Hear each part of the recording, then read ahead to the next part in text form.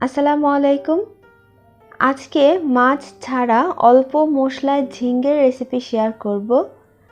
মাছ ছাড়াই যে এত মজার ঝিঙ্গের রেসিপি তৈরি করা যায় সেটা আপনারা একবার এইভাবে বানালেই বুঝতে পারবেন। ভিডিওটি ভালো লাগলে ভিডিওটিতে লাইক এবং চ্যানেলটি সাবস্ক্রাইব করার অনুরোধ রইল। চলুন তাহলে এই সহজ রেসিপিটি দেখে নেওয়া যাক। প্রথমেই একটা হাঁড়িতে দিয়ে দিচ্ছি 1/4 কাপের মতো তেল, দিয়ে দিচ্ছি হাফ চা চামচ থেকে একটু কম কালো জিরা। কালো জিরাটা দেওয়ার ফলে কিন্তু এটার থেকে খুব সুন্দর একটা স্মেল আসে আর খেতেও ভালো লাগে। এইবার কালো জিরাটা হালকা ভেজে দিয়ে দিচ্ছি পেঁয়াজ।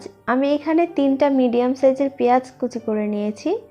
দিয়ে দিচ্ছি কয়েকটা কাঁচামরিচ, আমি পুরোপুরি ফালি করে নিয়েছি, এতে করে একটু ঝাল ঝাল হবে, খেতে ভালো লাগবে। পেঁয়াজটা যখন হালকা ভাজা হবে, বেশি ভাজার দরকার নেই, তখন আলু দিয়ে দিচ্ছি।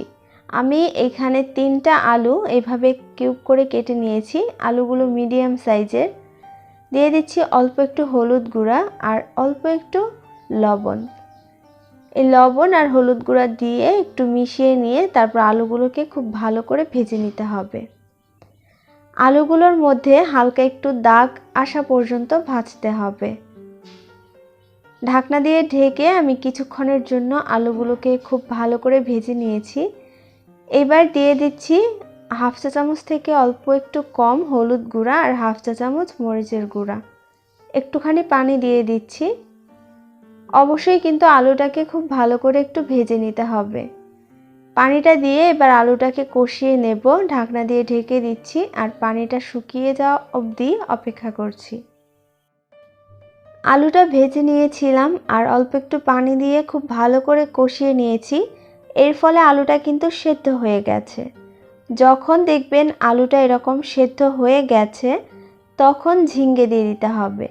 ঝিঙ্গেটা আমি কিভাবে কেটে নিয়েছি দেখতেই পারছেন। এবার ঝিঙ্গের সাথে আলুটা এবং মশলা ভালো করে মাখিয়ে নিয়েছি।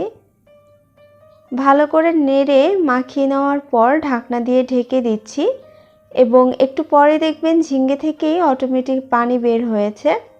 দেখতেই পারছেন ঝিঙ্গে থেকে পর্যাপ্ত পরিমাণ পানি বের হয়েছে, এক্সট্রা কোনো পানি দেওয়ার দরকার নেই। আর ঝিঙ্গেটা কিন্তু এই পানিতেই সেদ্ধ হয়ে যাবে আর ঝোল দেওয়ার কোনো প্রয়োজন নেই। কিছুক্ষণ পর যখন ঝিঙ্গেটা সিদ্ধ হয়ে যাবে তখন দিয়ে দিচ্ছি ধনিয়া পাতা কুচি। এখন ঝিঙ্গেটাও সিদ্ধ হয়ে গেছে আর আমাদের তরকারিটাও কিন্তু রেডি হয়ে গেছে। লবণটা চেক করে নেবেন। তরকারিটা আমি নামিয়ে নিয়েছি। দেখতেই পারছেন খুব সহজেই এই ঝিঙ্গে তরকারিটা তৈরি করা যায় আর এটা খেতে দারুণ লাগে। একবার বাসায় অবশ্যই এভাবে তৈরি করে দেখবেন। বাসায় বানানোর পর অবশ্যই কমেন্টে জানাবেন কেমন হলো।